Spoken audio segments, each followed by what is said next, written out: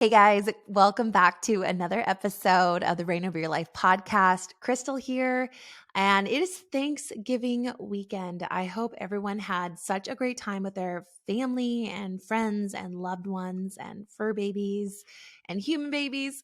If you're like me, Miles and I spent the whole weekend with his family. We did a little staycation here in San Diego, and it was the perfect reset. It was a little spontaneous. And at first, sometimes I get kind of anxious when I'm going to be somewhere longer than I think, because I love holiday weekends where I just get to not have any expectations to do work or post or create content.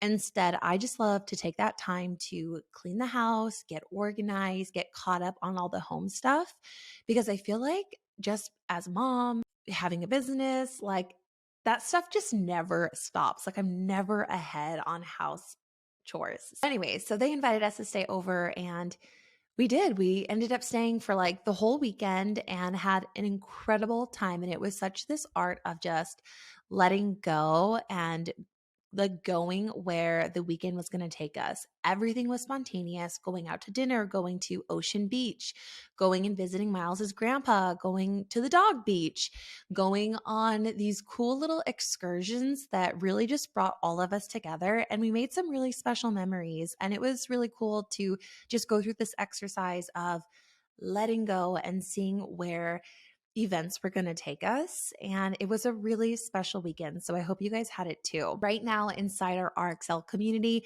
today is day one of our Fit for the Holidays challenge. It's 21 days of fitness, healthy recipes, desserts, appetizers, contest prizes, challenges. We're doing all sorts of giveaways, tons of prizes, workout clothes, a juicer, tons of supplements. We're giving away even a big starter pack from Garden of Life, so that come the new year, you have your protein powder, your probiotic, your multivitamins, all your essentials supplements to have a healthy start to the new year. So all that's happening right now. You can still join. Just click the link in the show notes below or go to krystalnielsen.com. You'll see a big banner for Fit for the Holidays, and just join us inside our exclusive community, because it gonna be poppin'. I'm so excited for this to kick off. I'm actually recording this podcast the night before. So literally it'll be tomorrow morning, delivered into your inbox within 11 hours, this podcast will. And if you're catching me on YouTube, you're going to see that I am showing up barefaced, messy hair, and so grateful, just full of turkey and full of love from such a wonderful weekend. Today's podcast is fantastic. I recorded this last week with my friend and former human design business branding strategist, Maria Tate. Maria has a big background in marketing. She actually started taking over our initial marketing for the Reign of Your Life Instagram 1 year ago. She was fabulous, and just one of those people that when I chat with, those people when you have a conversation with them and you just click on a deeper level. Whenever we had our one-on-one calls without my team, her and I just felt I don't know, this long lost sisterhood. And she's all the way over on the other side of the pond in England. So we kind of work out some time zones, but she is so full of knowledge about finding your authentic voice, about how to use that in the power of branding, how you can use your human design. And we explain what is human design. She goes all into it. I ask her, for people who are skeptical of human design or have no idea what it is, she really goes into all of it. We also talk about just the power of really how she helped me in my own branding, balancing, my mission to provide positive impact and influence while also being as a social creator, as in the influencer space, and how I've always kind of had this battle between the two, and how she's helped me really find some synergy between them and step in as one. And I'll tell you, after taking off this weekend, this holiday weekend, and just talking with Miles, we had this huge heart to heart where I just shared, just the deep longings in my heart. I feel so rejuvenated. I feel so on purpose and so excited to take what you're going to learn in this podcast episode and immediately start applying it to my business, to my life, to my family. And we talk I don't know, just about so much stuff. So anyways, let's dive into it. And final reminder, we'd love to see you guys for Fit for the Holidays. Check the show notes below and let's dive into the episode.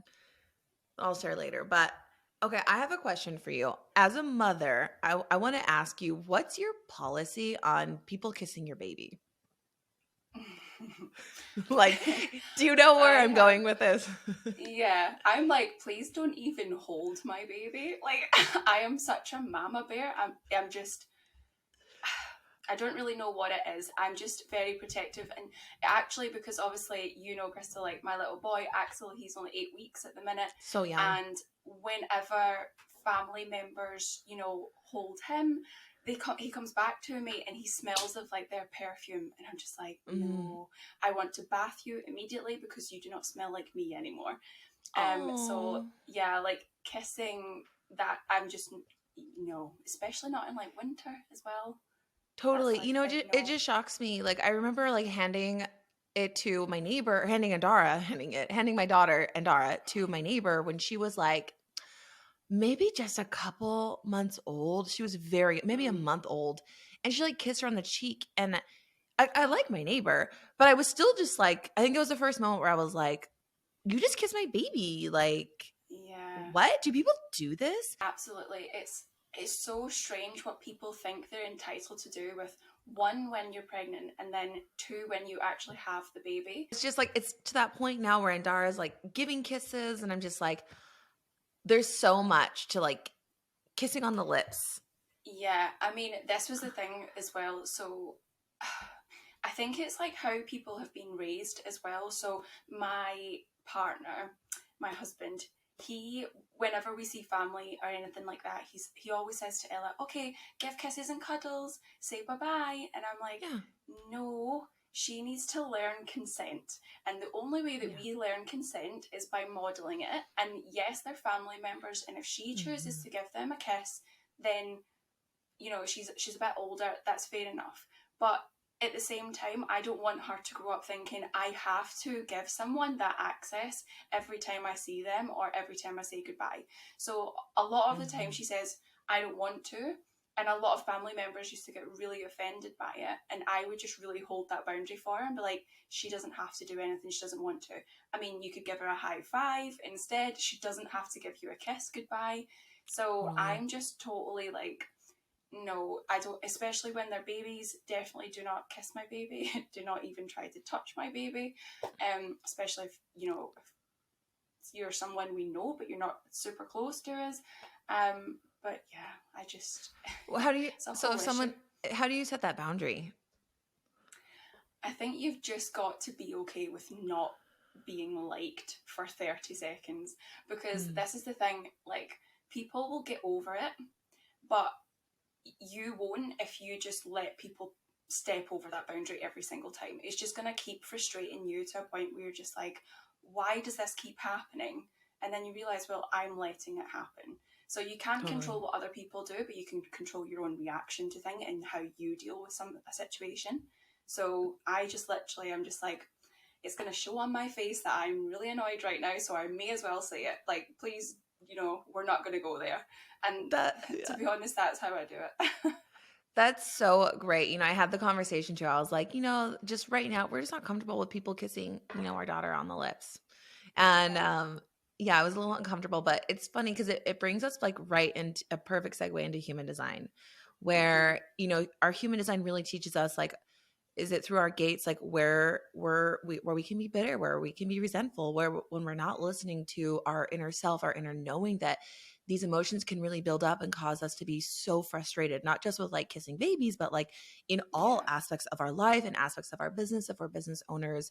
So I want to unlock, for those who don't know about human design, can you explain what it is?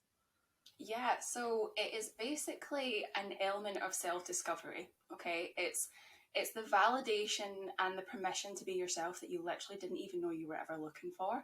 Or if you were like me, you sort of went through the first 30 years of your life thinking, you know, why is it that I just consistently want to do things that's different, to the status Mm-hmm. quo or to how society wants or how your parents want?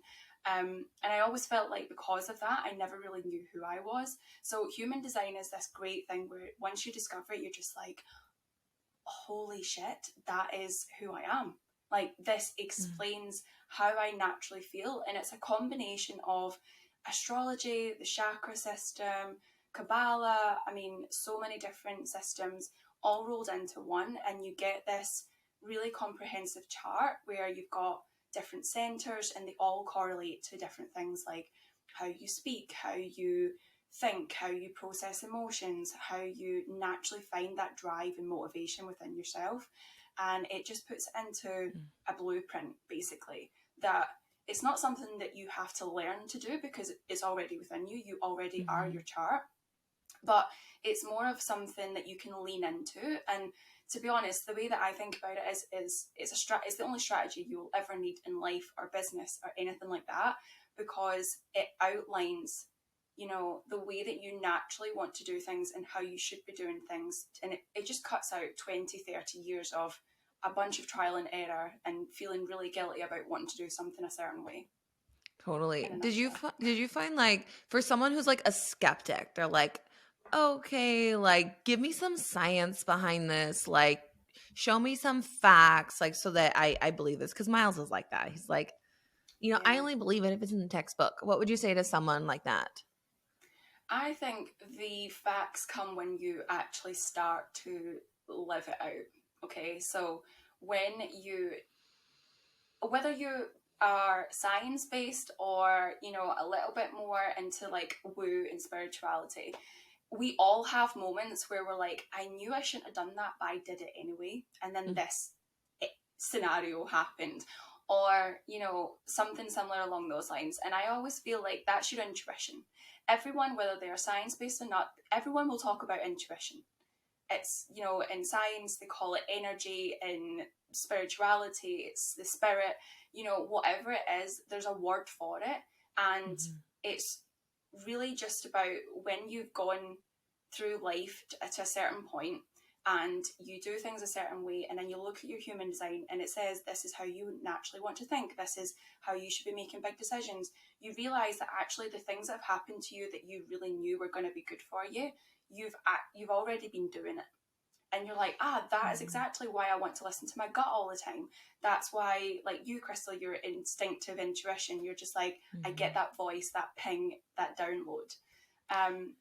So I feel like even if you're a skeptic, you kind of, when you look at it, there's a lot of things that you can't deny. You know what? That is exactly how it was for me because I was so intrigued with it. I was intrigued because, you and I have done like branding and marketing together. And then I saw you were in human design. And I was like, okay, I've been seeing it kind of pop up. I've been like really curious. My sister and I have talked about it.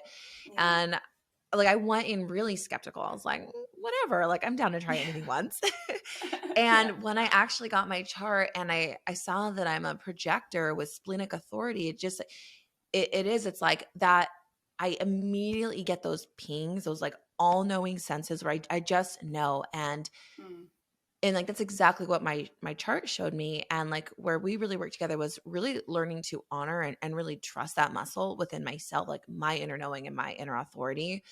And that has helped me so much. Like that's helped me so much, like just make decisions that I feel confident standing in, because I look back at the past and it's like, I'll get the ping. I know what I want to do, like what decision I want to make. But then I ask other people for their advice and I let that weigh in. And because I have I believe I have an undefined like G center, Yeah. where I can take on people's identities. It's like I will like take on their opinions and And their not sense listen of direction. and their sense of direction and not listen to the ping. And then I end up bitter about it and resentful. And that's exactly what my chart shows. And I was like, That's whoa, girl, that is yeah. me in a nutshell. Literally, so like your chart can, like you touched on it before, there's things called gates within the 9 centers. So whenever you look at your chart, you will see these shapes make up the chart, and there's little numbers within those centers. These numbers are called gates, and they carry with them themes or sort of like gifts, superpowers. I love calling them superpowers.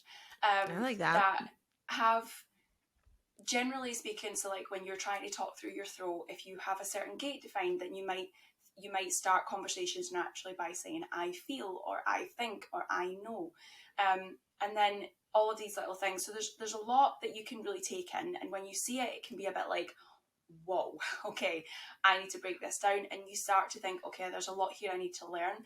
But really, what I would say to anyone who is just getting into their human design, they see their chart, look at your energy type and your strategy and your authority. So your strategy and your authority is how you should be making decisions and how you're going to feel when you make that decision. And honestly, for me, that's like the biggest thing that I teach. And when we've worked together, Krystal, every single session we're talking about, okay, but how is this making you feel? Like, what naturally comes up for you? Because it doesn't really matter. To an extent, you know, you can use your chart like a cheat sheet. It doesn't really matter what the rest of it says, as long as you are honouring your strategy and your authority in the correct way. You will naturally find that those gifts from those gates will just come up to life, all on their own. And that's why it's so important to, one, have practices in your day where you're able to actually listen to your intuition. I mean, there is a lot of noise around us, isn't there? In the way that society works, we're taught that we have to be really certain about something before we make any moves, you know, think about something, you know, sleep on it, etc. For some strategies and authorities, they do have to sleep on it. But for someone with a splenic authority, where it is that natural intuition, for myself as a generator, it's an instant gut feeling. That's not something I can sleep on, because if I sleep on it, that gut feeling's gone. You know, it's there within 3 seconds, and then that's it.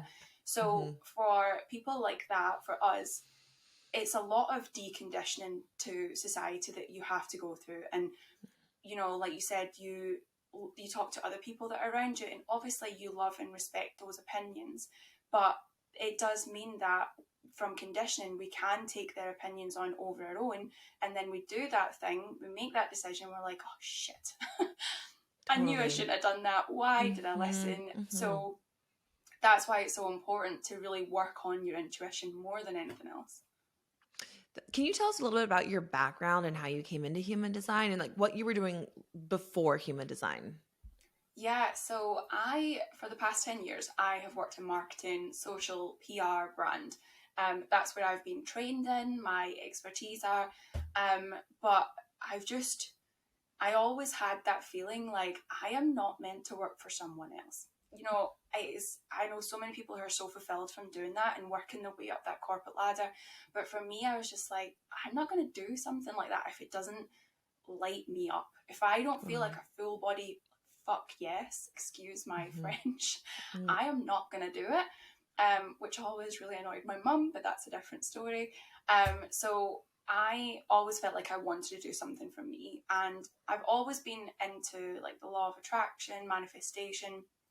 I was gifted The Secret when I was 17. I feel like that's like a rite of passage for everyone who's into manifestation. They read that book. Oh, absolutely. Totally. And I was so into that stuff. So I was listening to a podcast one day. I feel like it might have been Manifestation Babe, and she was talking just briefly about human design and how she was a generator. And she left this link to the My Human Design website to get your free chart. And I looked at it and I was just like, holy shit, it was like this sigh of like, oh, I'm home. I found myself. Everything made that gut feeling just go like, yes, yes, yes, yes, yes. And I just spent like the last 3-4 years now just really understanding it. I bought a course on it, understanding the different types and how to fully embody my own chart first and foremost, because as a generator, you are here to just follow what lights you up, and that is how you add value to other people. And for me, when you are a generator, you're a worker bee, so you're like, okay, I need to constantly do this and do that and do that, and that's how I add value. So for me to find out that I just had to do whatever the hell I wanted to do, I was like, wow, this is so liberating. So yeah, I studied it all, I did all of that. And then when I was working in social media, I started my own business, Aspire Social, last year, and it was literally just sharing social media tips, but I never really incorporated anything to do with human design into it. But what was really interesting was the one-to-one clients that I had. I was, you know, saying to the ones that I felt like were a bit more open to things, oh, have you heard about this? Have you tried that? And I actually believe when we worked together, Krystal, I mentioned it to you, like very, very slightly. And then that was like, it wasn't a thing. And it was just the start of this year, I was like, I'm feeling that frustration, and that's my not self theme come through. So I knew something was wrong, and I realized that I was saying yes to too many things that should have been a straight up no. And I was like, I'm not going to do that anymore. And I made the biggest pivot to date so far in my business, where I gave up Aspire Social that had, you know, 35,000 followers on the account. I had monthly consistent clients and who were wanting, you know, account management, social media help, and I just gave it all up. And it was the scariest thing ever. I was like, okay, I am literally gonna be left with nothing, or I'm gonna be left with absolutely everything ahead of me. And my gut told me, you have to give this up. So that is exactly what I did. And it has been the best decision that I made, because I feel more satisfied every single day with what I'm doing. I feel like I'm honouring my authenticity. And that is something that maybe I felt like I was compromising a little bit before, was, you know, I was trying to do things I thought people wanted. And yeah, I just gave that up. And I've never felt more 100% me in my entire 31 years on this planet so far. So it's just been such a whirlwind. And that's what I do now. Like, I help people make those same decisions that I did and feel that fuck yes satisfaction that I know everyone can feel. Yes. Okay. I have chills everywhere. Can you tell us a little bit, like, leading up to that moment? Because it must have been so scary to like give up this, because I found you through Aspire Social, and you had grown that, like, you had grown that account in like a year to 35,000 in your whole Oh, business. it was literally like 8 weeks. 8 weeks I Wow. got to 30,000, and then Wow. from that point, unfortunately I had a miscarriage. So there was a lot of like dipping in and out of things and trying to figure stuff out. And honestly, I feel like that was like the defining moment. That, as awful as that was, I don't want to get upset talking about that, but like, as awful as that was, it was that moment that made me stop and really look at what was happening in my life. I was like, yes, this is all amazing, but something is missing. You know, like that niggle that you feel like something's not right. And it honestly was like a good few months in the running before I made that decision. So, you know, I don't want people thinking like, oh, she just woke up one morning and decided to make such a huge life-changing decision. There was a build-up. But I always believe that the universe, when something needs to happen, they'll like throw a stone at you. And if you don't pay attention, they'll throw like a freaking boulder at you. And honestly, that Totally. miscarriage was the boulder. And it was just like, that moment from there it was terrifying. And like, my husband, like Miles, is very skeptical of things, and he was like, okay, but on paper we can't do this. You can't make that decision, like that. We have a mortgage, we have, you know, a child, we're trying to have another child, like what are we going to do if you don't have that income? And I was like, it's cool.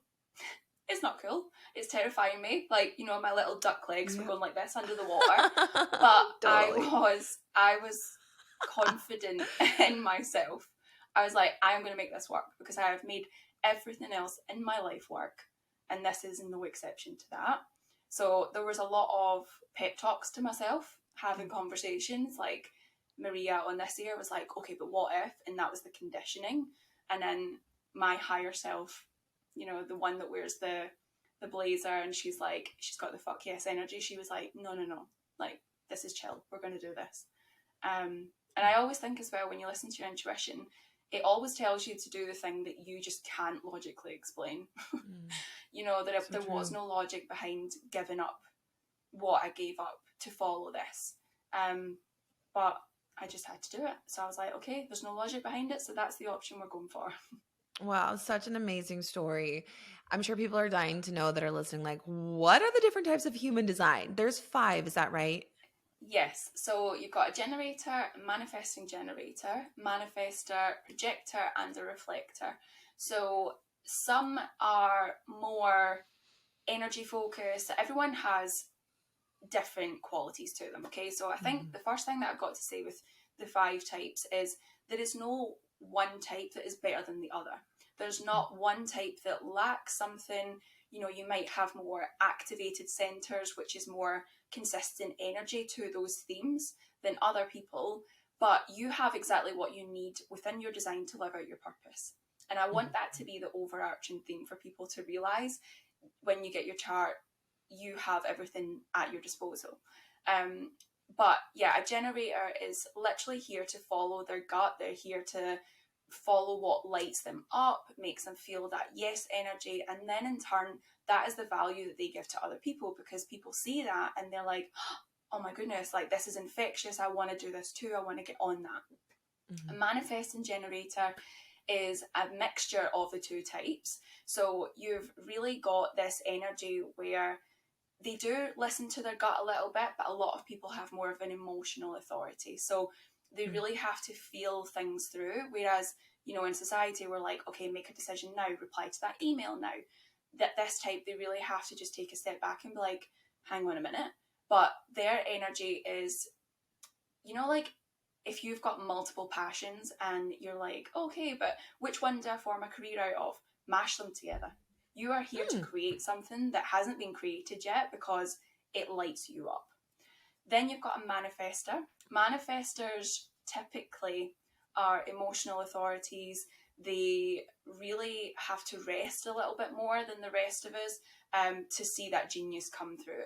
But it's really about working in certain bursts and telling people, like, it's okay to be multi-passionate.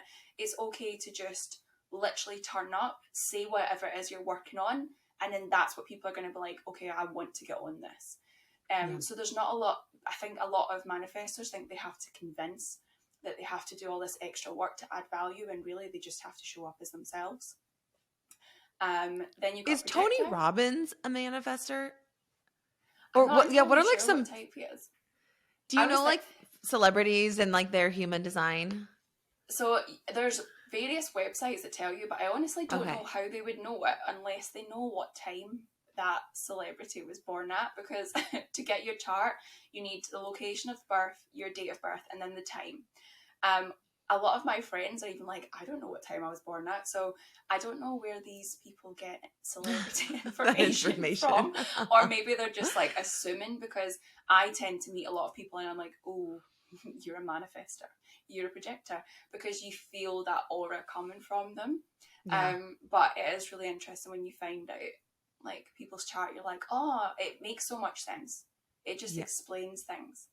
Totally. Okay, please continue on. I think, were you going to go on to projector next? Projector, yeah. Like, which is what I am. Yes. You are a projector. So projectors are the all-seeing eye. Okay, you have this bird's eye view where you can literally look at someone and say, right, so you're here and you want to go here, right, you're going to do it like this. And you're going to shave off so much unnecessary stress, like time and effort to get that same place that someone might have gone, you know, like this with. You can just be like, okay, you're going to do it like this. And it's such a great energy to be around because it's just so straightforward. You've got systems that work, and this is what I kind of felt like you were a projector as soon as I met you, Krystal, because I was like, you have your system for your health. You know exactly how to achieve this to that, and you know how to share that with people to get the best result. And that's exactly what you do in your business, even before you started working, you know, with myself or looking at human design. So that is what a projector brings to the table. What someone might do in 8 hours, you can get it done in 2. And that is what is probably the biggest area of conditioning for you to really realise, is that you don't have to be doing. You can do what you need to be, like, get done, you know, work for a couple of hours in the morning and then take the rest of the afternoon off. And that is how you need to be working, you know, to listen to your intuition. I want to say that before we like move on from that, I want to like just touch a point and share, because that was the biggest moment I think for me in understanding my human design, was that, you know, intuitively, like I only want to work a couple hours a day. Like my spirit really needs that. And it's, you know, it doesn't come at all from ego. It's like, no, I love to like crank in a very short bursts, but I really require a lot of rest and a lot of downtime and a lot of recovery. And so being able to give myself that permission.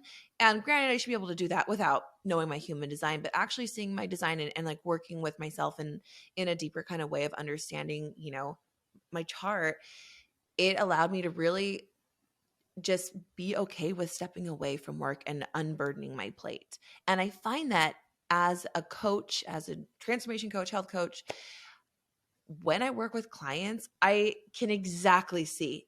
I can see exactly it. Even if someone's just telling me like what's going on with their fitness, like I can tell exactly just by even looking at a photo what someone should really be doing. And I've always just felt this like innate gift for that, which is what has made me love coaching and love working with people.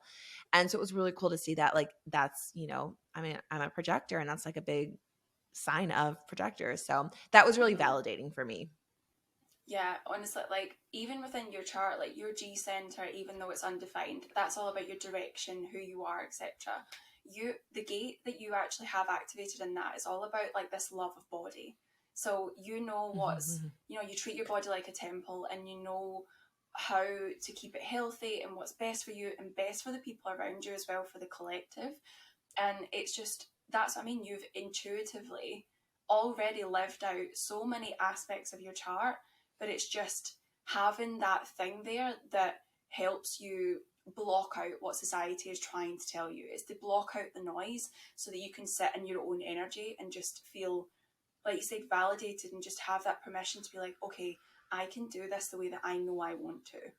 And Yes. that's the greatest gift that you can give yourself. Oh my God. And like just with how social media is right now, it's like we're constantly being bombarded with like, we should be doing more on more platforms. And, you know, we're constantly comparing ourselves and just seeing like, oh, they're doing all this. Like I should be doing that. But I'm a mom and I'm tired and my body's and my spirit's tired. I don't want to push. And we can just find ourselves in so much conflict. Yeah, absolutely. It's been, especially if you go on the explore page, you'll say, okay, this is a trend, jump on this trend. This is, you know, it's going to hit the peak. There's a lot of urgency. And for me, the biggest thing that I did was, like I said at the start, like I'm really just embodying my authenticity. And for me, when I work with clients, I'm like, please don't do the trend. Don't jump on all of these things that makes you look like everyone else and just completely blocks out the actual magic that you've got to share with people, because that's the value you bring to the table. The things that you naturally think, your likes, your dislikes, the way that you work, the systems that you have in place, you know, even if it's just what you have for dinner that night lights you up, like sharing these things is gonna give you so much more return for your business and for the relationships around you than jumping on trends and trying to make yourself fit into the mold that social media tries to get us to do in this day and age. And it's just, I'm just totally against it. Wow. And that's big because like you weren't always having this perspective. No, I mean, when no, you were doing Aspire Social, it yeah. was, you know, you were When about like building, yeah. when Reels came out, it was like, okay, this is how the algorithm works, and this is how you have to do this. And it was like, right, okay, I can understand it and I can apply it, but at the end of the day, something's still missing. Something Yeah. is still nagging away at me. Like, this still doesn't feel good to me. You know, like it's doing things. How social media and the algorithms work is trying to do things for that external validation. It's for the Yeah. likes, the comments, the shares on social media, but you're not honoring that internal validation. And the only thing that gives you the internal validation is living out your authenticity. And you are not going to be lying on your deathbed, hopefully at a very old age, with a completely satisfied life. You're not going to be sat there thinking, I wish I did more for the gram. You're going to be sat there thinking, I really wish I told that person, you know, what I thought. I'm gonna wish I did that thing instead, even though it didn't make sense to do it. Like, you're always going to be wondering what if you don't honor that. So for me, it's more about the internal validation than the external. But it really was like a learning curve. You know, the ego self makes us think, okay, we're going to get to a certain point and we're going to be our higher selves and everything's going to be great. But everything is a journey. And honestly, every experience you go through is elevating you to the next stage, and there is some wisdom to take from it. So though that year where I built up Aspire Social, and the decade where I worked in social media agencies, you know, as a head of social and head of marketing, all of that, as frustrating as it made me for a long time, I've now got that experience from it that I can, you know, translate into the wisdom to take me forward and to take my clients Totally. forward. And that's something that Totally. you really have to understand with your strategy and your authority. Yes, you want to do things that make you feel that satisfaction, you know, peace, success, all of those amazing things, but the not self emotion of frustration, anger, you know, disappointment, bitterness, those are there for a purpose as well. They are telling you, okay, we need to stay away from this. You know, something needs to change. So for me, whenever I feel frustration, I'm not trying to do things and scramble to make me feel satisfied again. I sit with it and I'm like, okay, this is huge. Why do I feel frustrated? What can I learn from this so that I'm not going to do this again? So it's really just, it's embracing all of it, because to me, there is no negative part of your chart. You know, there's higher expressions and lower expressions, but you have to ride all of it. That's what life is. Totally. There's one more, the reflector. I think we have left to Yes. explain The reflector is reflectors. And I feel like reflectors are rare, they are right? very rare. There's like 3% of the population are reflectors. They have, if you look at their chart, the centers, they have none of them defined. Wow. So when you have a center defined, just for context, it means you have consistent energy to that thing, that theme. When you have no defined centers, you're open to so much conditioning. You're open to, you know, people's opinions afflicting yours, that sort of thing. But what you kind of got to think of is reflectors are like the mirrors. When you work with a reflector, they your chart defines their chart. So you will find that a lot of your themes come out in them. So you can see the good, the bad, the ugly, the in between, all of it when you are with a reflector. But a reflector really has to understand that that's a power of theirs, that they can really show people. They'd be brilliant coaches, you know, to show people, okay, this is how this is expressing in yourself. How are we gonna, like, you know, if you don't like it, how can we change it? But it's really just understanding that. And when you are around certain people that make you feel good, you know, surprise is their self theme. They want to feel, you know that feeling when you meet someone, you're like, oh, like, we get on so well. It's like, it's a delight, like a delightful surprise.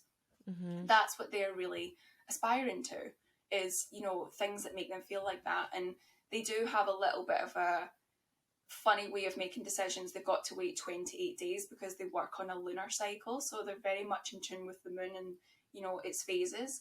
And that can seem like a long time, like, oh my goodness, I've got to wait a full month to make a decision. Like, what the Yeah. F? But, you know, the biggest thing you could do for that is like journal that question, that decision you want to make every single day. Okay, how do I feel every day about that? And at the end of the 28 days, you can look back and see, okay, I felt more this way, so that therefore that's a better decision for me to make. You know, that's actually a tactic I used to do a lot. Like when I would do dream journaling, when I first got into journaling, I found it in this book back in like 2010, and I just started journaling every single day, and I didn't read it. And after 30 days, I went back and I underlined, or I circled, recurring themes. And what came up for me was Los Angeles, entertainment, television. And I was like, wow, this like really keeps it. This is where I need to go. And having that awareness, I remember it so vividly, like having that awareness. I was like, I really want to work in entertainment. I want to move to Los Angeles, but like I just graduated college. I didn't do any internships because I had to, you know, hustle my way through like waiting tables and bartending. And so I didn't have that experience. And after graduating, everywhere I applied, the news stations are like, yeah, you need experience. So I had to go back to college as a graduate to pay to do an internship at a radio station. But it's like within a year, I was in LA. And it's so funny that, you know, just where it led me. But that was a really powerful tool. I love journaling. And I find that it's like such an amazing place for where people can like start right now, just tapping into their intuition and like seeing what's really going on inside. I've even heard some people reference journaling to like self-therapy, which is so accurate, I feel. Literally, like, Right? we talked about this before, but like Gabby Bernstein, like her book, well, her methods really, she has this thing called Rage on the Page, and you literally, if you're feeling a certain emotion, you just write it all out, and it is like therapy, because when, like, think about it, if you go to your therapist, you speak how you're feeling, you get it off your chest. That's where that expression comes from. You get it out of your head into the open, and you realize how it sounds when you say it. When you write something out, you're giving, you're stopping it from just going into your subconscious, right? You're getting it out there, and that's where a lot of conditioning and limiting beliefs come from, and that's what affects your chart overall, is how you think you should be doing things, because your mind isn't supposed to be the decision making factor, but that's what we've been told to do, you know, like really think about it, you know, use your head. But when you're able to get the words out, it clears your head so that you can tune into how your body is feeling. And that's the biggest thing that you've really got to work on, is okay, how, that's why a lot of meditations and energy centering, things like that, really focus on how does your body feel right now. You know, work through different parts of your body, start from your toes and go up to your head, because your intuition lives in your body. And that's why journaling is so good, because you get the words out, you get the noise out, and it's so powerful. Yeah, and when like you like look back and like read what you wrote, it's like you can almost just step into a different whole different perspective Yeah, as I the mean, observer, really. yeah, and that's really like how you manifest anything. You know, Yeah. if you are just constantly thinking about it in your head and you don't do anything with it, it's not going to happen, because manifestation is just your thoughts working into who you believe you are. When you believe you are a certain person, you take certain action, and then it's the action that brings it into your reality.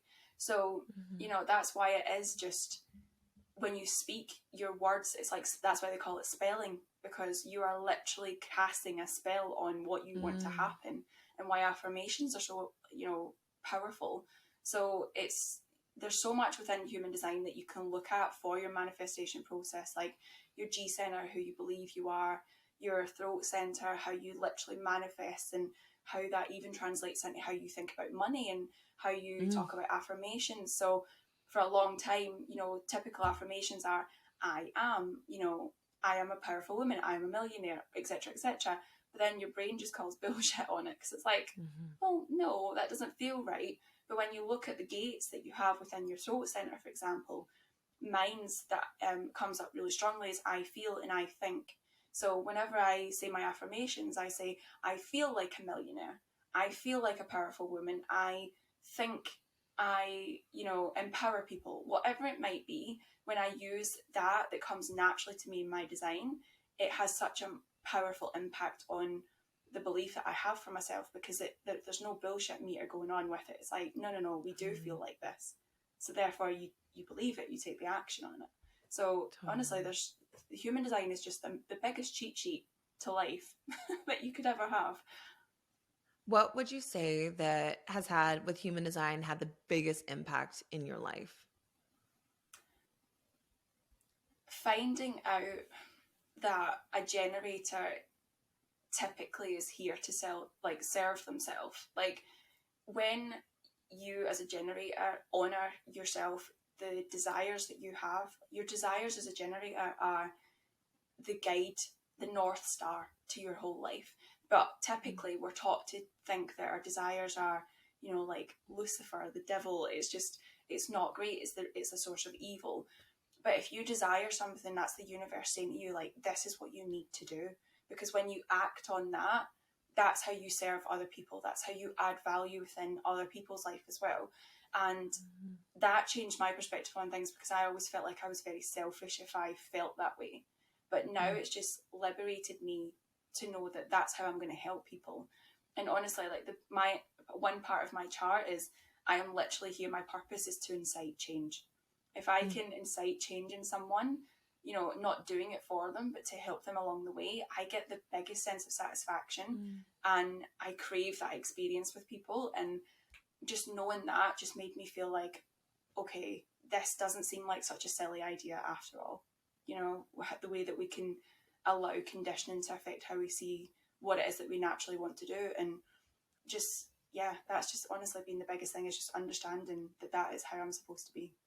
Oh, totally. Well, girl, I gotta say, like, on that, you working with you and even with Aspire Social, I loved it. I always just felt this like amazing connection, like when the calls would just be you and I just Yeah. really felt like a soul sister kind of connection. And working together through human design, I've just loved it. It's helped me so much just really understand myself and make more space. And I find that I'm actually like more productive doing less, which is amazing. And it just feels Yeah. so good. That's like the best thing ever. I mean, I always say to people, yes, we're working on things in like a marketing brand perspective initially, but if your life is in a certain place where you are just like, it doesn't feel right, it feels really frustrating, I'm getting better over certain things, Yeah. and then you're just channeling your human design into your brand and into your marketing, there's a huge disconnect because your business is your life and your life is your business. So if you can't have one without the other, there's all about this balance.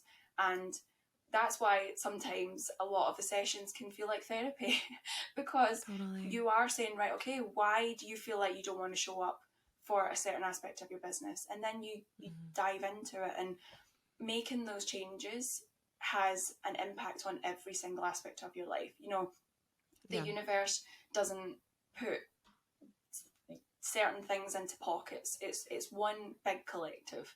So Mhm. you kind of have to look at everything in the same way and not think, right, okay, I'm gonna be on the business, then I'm gonna be on my life. Having an 8-week-old baby and a 4-year-old now and trying to run a business, I'm like, right, okay, I need to accept limitations here and actually Yeah. understand that the limitations are this next phase of how things are supposed to be, and instead of fighting against that, use it to my advantage within the business. So the Oh, fact that you've absolutely. you've made this decision, with Andara and stuff, it's only going to go up and up and up because you're empowering yourself to start doing that. I know. And like like hearing your story on like your big pivot, and I know your story, but like hearing you talk about like letting go of Aspire that was like really growing and scaling. And like I was even trying to hire you for like support there. And you're like, no, I'm not gonna do it. And I remember you telling me like you had that conversation with, your husband Mikey, and he's like, you should just Mm-hmm. do it. And you're like, no, like I'm making a pivot. Like this is my authentic self, and I'm gonna stand tall and like Yeah. and firm here in this decision. And I was like, all right, let's do it. And it's so cool because, right? I mean, it's got to be so validating to be like, yes, like when I stand here and embody my true self and here to offer the gifts that in my heart I know like how I'm meant Mm-hmm. to leave an impact, you know, with my life. It's really cool like when you open that door, like the universe brings in support. Yeah. Well, that's the thing. You've got to create space for the universe to fill it. Like, if Yeah. there's no space for the good stuff to come in, then it literally never will. So, not saying like my year with Aspire Social and the clients that I had and everything like that was a bad year. It was an amazing year. It was, it opened my eyes to be like, holy crap, the universe has my back, like completely. This happened to me in the most amazing way. But now it's gave me the confidence and the trust in myself to listen to my intuition, to move forward now, to move into, more of my path, more of my purpose. Mm, Instead of that external validation like we spoke about earlier, it's about helping yeah. people with the internal validation, because that's where I Mhm. find that most rewarding for myself, and that's what lights me up. So that's what I'm going to help other people do. So yeah, I mean, I was terrified telling you. I was like, no, I'm not going to do the social media stuff anymore. I was like, I don't want to lose you as a client. But I was like, no, if the right people are there, they will always be there. And that's Yeah. the belief that I had to have is, it's not, I'm not for everyone. And that was a big realization I had to make was, I can't please everyone, and not everyone is going to like me, but the people who do like me are going to really fucking love me. And Oh, as long as yeah. I love myself. So, Oh, gotta yeah, love yourself first. absolutely. Amen. Okay. Ahmed, do you have one final tip for our listeners of one action they can take in the next 24 hours to reign over their life? Yeah, honestly, if you don't know your chart, you need to get it. Like, go and look. You can get your chart for free. So you can go on the My Human Design website mybodygraph.com, both give you free charts. And then look at your energy type, look at your strategy and your authority, and just study the shit out of it this weekend, because that is what is going to open your eyes to what is possible for yourself in the most easy to implement way. And then, yeah, if you want any extra help on that, then you know where to find me. Yeah. Can you please tell our listeners where they can find you? Yes, you can find me at Aspire by Maria on Instagram.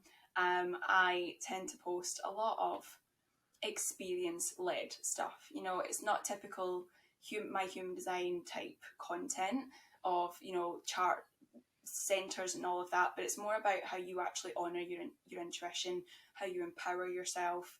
And to be honest, it's kind of just making all of that a bit clearer and a bit more actionable instantly for that day. So if there's one thing you're going to do for yourself, you know, this is it. That's the type of content that I post. So yeah. Amazing. Well, we'll be sure to link everything down in the show notes so you guys can just click below.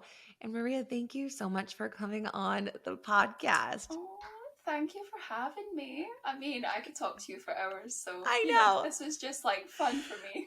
I know. I'm like, do I really have to go to Malibu right now? I'm like, drive up with my girls. Can we just like, hang and podcast more? I'll go make a coffee. Totally. I got my matcha right here, girl. Well, we'll definitely have to have you back on the podcast. And if you guys definitely take the action that Maria suggested, go get your human design chart. Know that because that information, that's knowledge, that is power, where you can immediately start implementing and just giving yourself permission to be you. If you're feeling stuck, if you're feeling stagnant, like that is knowledge that can give you a lot of power. And we'll be sure to link Maria down below. Go follow her on Instagram. Go shoot her a DM if you're interested in working with her. I totally fully endorse Maria. She's amazing and has been a huge impact in my life. And thank you guys so much for listening. We'll catch you on the next episode. Bye. Bye. Bye.